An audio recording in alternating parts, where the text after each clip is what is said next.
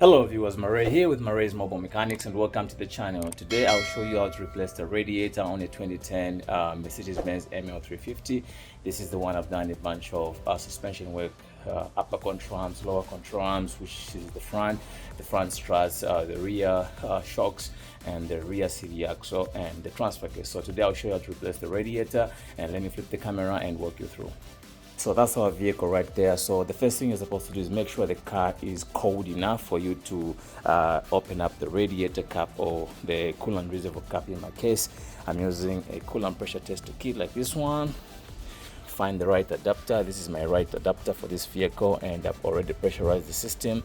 I took the cap off. This car is parked overnight, so it's cool enough to do this process. So make sure the car is cold enough. So right now I've found the leak, and let me show you where the leak is. It is really a tiny leak.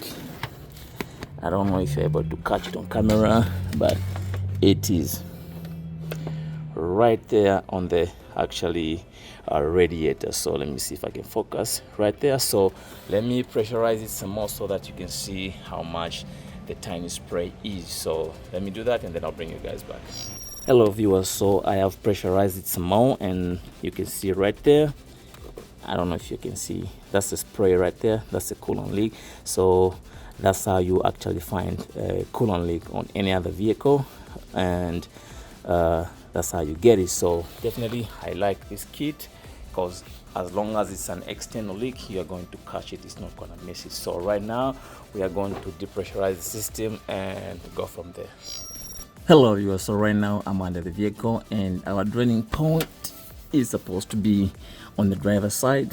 This is the draining point for this radiator, but unfortunately if you look right there, our plug is broken. Actually I found where the other piece is. It's slightly on top right there, but anyway, we're gonna look into that later. This is the one right here. You can see it broke off a long time ago. So how we are going to do it is we are going to drain this radiator. We are going to disconnect it from, let me see if we can focus right there. We are going to actually disconnect this clamp right here. There's a clamp. We are going to go on the lower radiator hose. So I don't know if you're able to see it right there. That's the clamp we are going to actually take off so that we can drain the radiator. But first, let's go on top. We disconnect a few things and then we go from there. Hello viewers, so the first thing we're going to do is we are going to actually take off this metal bracket which runs from this side to the other side. It is held by, I believe, 7-10mm bolts. There's 3 here, 2 here, and then 2 here, and then 1 top bit right there. So we're going to use a 10mm socket with the impact wrench to take this out.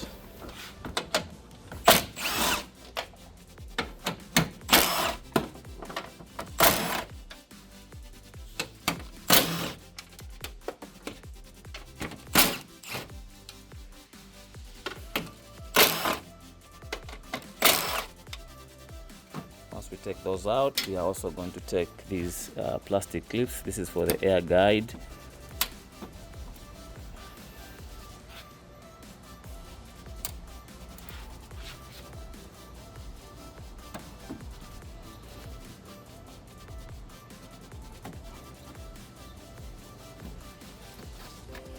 So once you take these bolts and those plastic covers out, these plastic clips, this metal bracket will come out. So let me do that and I'll bring you guys back. Hello viewers, so for this screw, the top bit, we used a T30 top bit socket right there, and we took all the bolts out. So right now we need to actually take these radiator supporters. These, they support the radiator from the top. There are 2 of them, but we'll see, maybe they can come off together with this metal bracket. One thing I forgot is the first thing you're supposed to do is actually take off this plastic rail. It comes off all the way just like so, and once you take it out, if we want, we can take out those 2 10mm bolts. There's 1 there and 1 right there, just to loosen this bracket to keep it away from actually this bracket. So what we can do, actually, we can have pulled this one off already.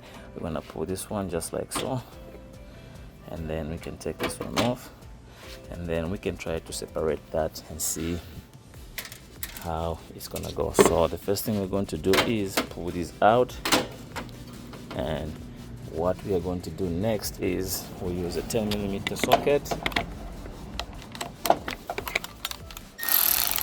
It's gonna change direction, and then we're going to take off these two 10mm bolts right there. There's one there, and then there's one on the other side.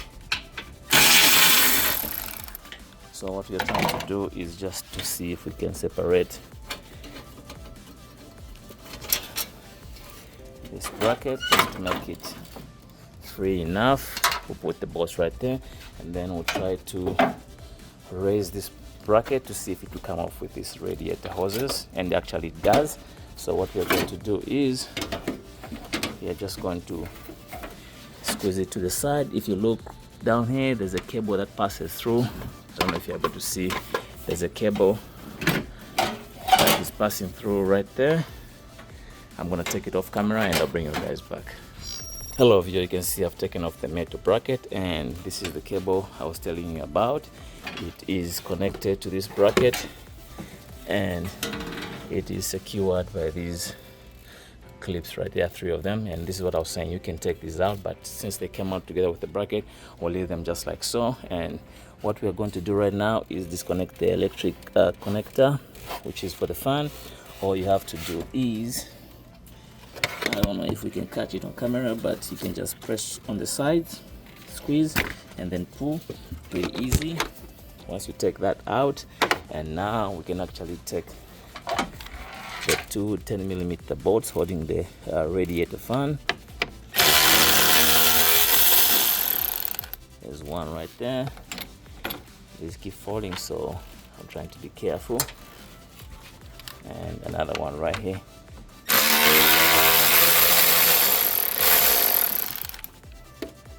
So once you take these bolts out, we are going to move, I believe, raise the cooling fan up. I think it's got brackets at the bottom, so let me do that and then I'll bring you guys back.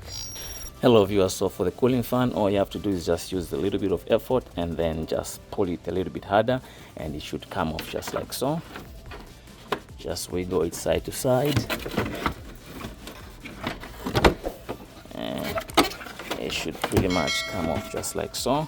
So this is the one right here. We'll put it on the side just like so, and now we can actually disconnect the hoses. I believe there's one right here, there's another one right there. You can see there's a build-up of the radiator leak right there. There's one at the bottom, and then when we come this side, I believe these are transmission hoses. I think these come off just like so, and then there should be a clip inside there, the same with the bottom one. And then we're going to drain the coolant first using this bottom one. So let me drain the coolant and then I'll bring you guys back. Hello viewers, so since the radiator clamp is at an angle, we are trying to take it out with this clamp too. So let me show you when I say it's at an angle. So if you look at it, it's on the side. I don't know if we can focus right there. It's on the side, which is making the job to be difficult, so we'll try to use the two and see how it's gonna go. Hello viewers, so I drained the coolant off camera, and the two I showed you earlier on did not do the work. I think I need a new one. That one, I think it's broken, so I used a giant plus the angle pliers. I went on the side just like so, pinched the clamp, and then the other hand was wiggling the hose. That's how we managed to actually drain the coolant. So of course, before you do that, you need to make sure you have a drain to catch your coolant. And right now we'll go ahead and take off the actually transmission lines. There's the top one and then there's the bottom one. So on the transmission lines, there's always a plastic just like so.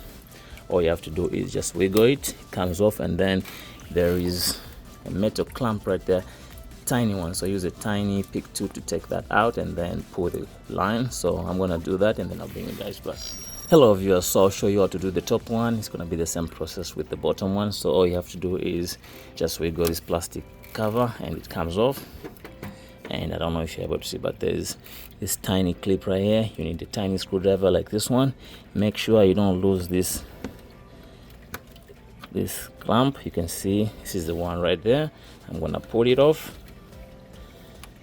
Make sure you hold it. You can buy some, but just to avoid any complications, just keep them. This is the one right there. So once you take that out, you can actually just pull this hose off. This is the transmission line. Like I said, we are going to keep them off just like so, and I'm gonna do the bottom one, and it's gonna be the same process. So I'm gonna do that off camera, and I'll bring you guys back once we take this clamp off, and then figure out how to take these two coolant lines. There's one right there, and there's another one at the bottom. They have weird clamps, so we'll figure that one out later.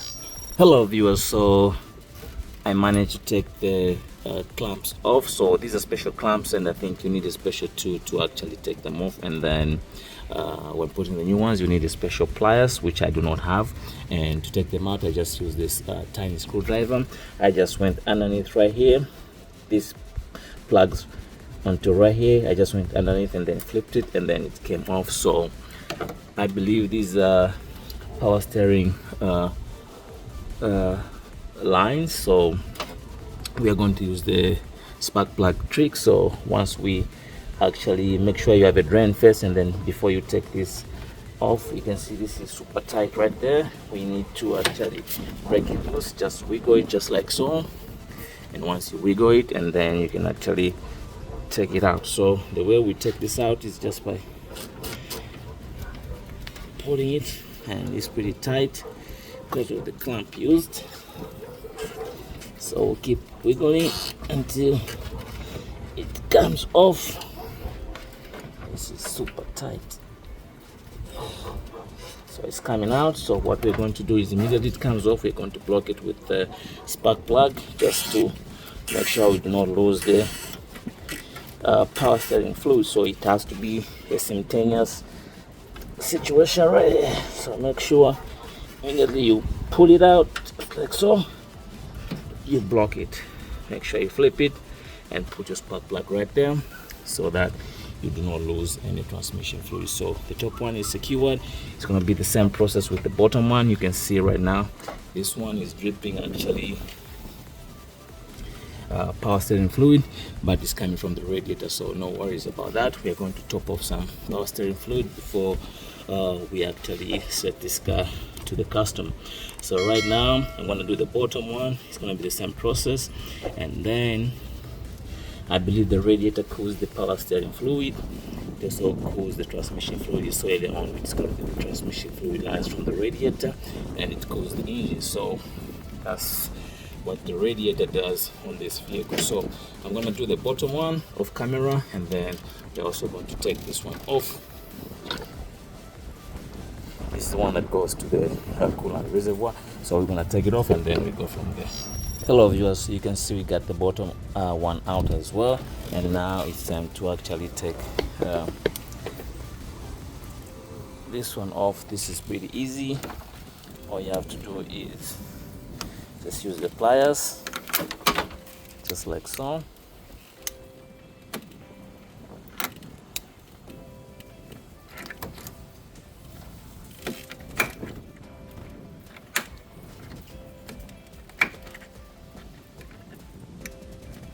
And then just wiggle it. Once you wiggle it, you can actually just twist it back and forth, and this one will come off just like so. And then we can just set it on the side just like so. And then we have to take off these two 10mm bolts, one here and one on this side, and I think it should let the radiator go. So let me do that, and then I'll bring you guys back. Hello viewers, so we're gonna take this out. Make sure you don't lose it. We'll pick it up later. Let's get the other one out as well.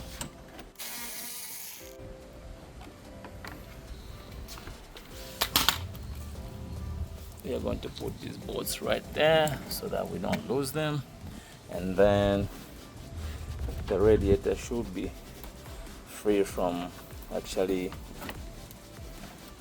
the AC condenser and this bracket on top. We're also going to take this breather hose out so that we can have more clearance on the radiator. If you look down there, we have actually to separate the condenser from the radiator. I don't know if you're able to see, but those clamps down there, they are connecting the radiator to the condenser. So let me take those off camera and I'll show you how they actually come out. Hello viewers, so we took the grill out. So there's two plastic clips on each side, one there and one over there. They are the same clips like these ones, and we got our grill out, and then we took out this horn bracket, and still this is not coming out. So one thing I discovered, I also took out the breather hose right there. So one thing I've come to realize is there's a 10mm bolt at the bottom right here, and there's one on the other side, this side. So we need to take those two 10mm bolts, and then it should separate everything and the radiator should come out. So let me do that off camera and I'll bring you guys back. Hello viewers, so to access those two 10mm bolts, the one I mentioned earlier on, it seems impossible, so we're going to take the bumper out. So there's two 10mm bolts, one here and then one here, and then right there we have a T25 Allen keyboard right there. It is actually right there, this one right here. So we gotta take that out. There should be one on the other side, so let me take those off camera and I'll bring you guys back.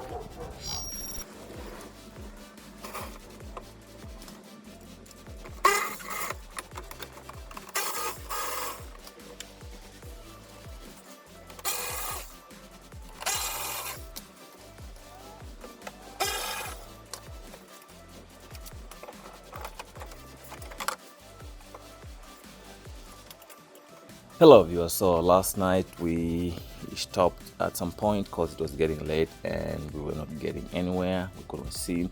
So if you remember very well, I struggled to take the two 10mm bolts holding this plastic cover out. They are pretty tight. I had to struggle to get them out in the hopes of getting the radiator out. So you can see the radiator is actually leaning towards the engine, and it's gone as far as we can. You can see, but still it's not coming out because there's two, actually there's one 10mm nut or bolt, not too sure, that actually holds these condenser lines for the Freon.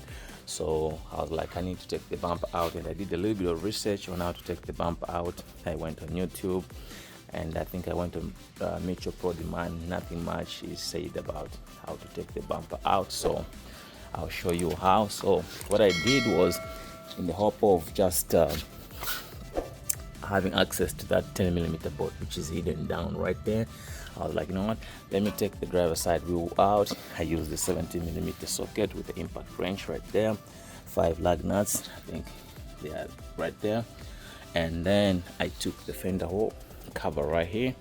This is the one right here. It is held by two 10mm bolts right there, two 10mm nuts. These are plastic. The plastic ones is these two right there, and the metal ones is these two right here. And then I was hoping to take the headlight out, but you can see it's got these black plastic protectors, and they're just shearing out, so I didn't want to cause much issues with the headlight. So there's a bolt right here. Once you align it right there, this bolt holds the headlight on this side, and then on top there should be one right here and one right there. So I took that bolt because the other two bolts I took them out last night, and this is the one, a long one. I took that out hoping to take the headlight out so that I can access that 10mm bolt. Nothing. So the next thing I did was, let me take the washer fluid bottle out. So I disconnected the electrical connection. This one goes on top right there, this one goes right there, this one has got a clip. This is the one you need to take out. Take it out, and then it just pulls out, and then you got the E12 top bit that holds the washer bottle right there. So you take that out. This thing is still not moving. So now I did find how to actually take the bumper out. So you can see There's this piece right here, it locks the bumper so the bumper will not fall down. But if you look closely, it's kind of cracked and broken, so I did find a way to take the bumper out. If you look right here, you have this metal bracket. It looks like it's nothing, but this is what actually holds the fender and the bumper right here. So I'll show you how to actually take this out.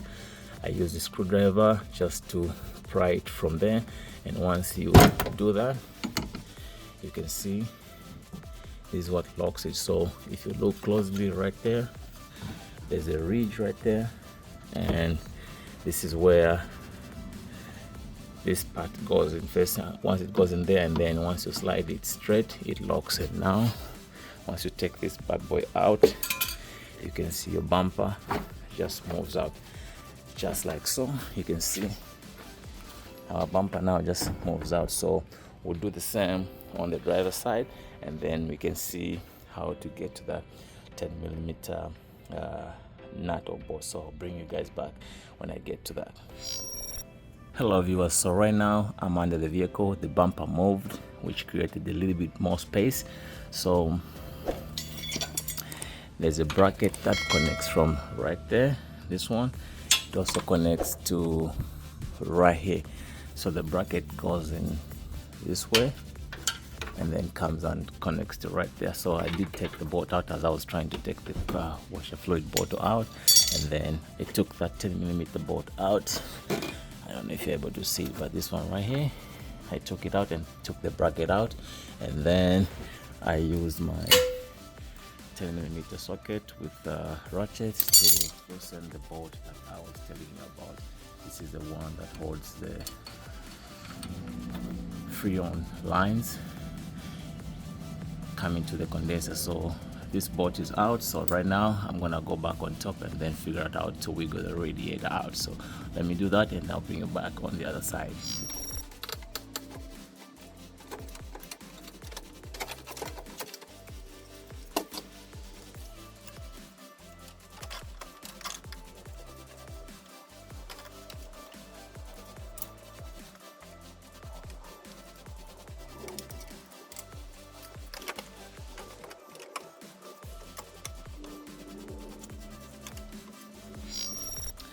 Hello viewers, so I managed to take the radiator out. You can see I've put them side to side. They look exactly the same, but you can see the gunk buildup on the old one.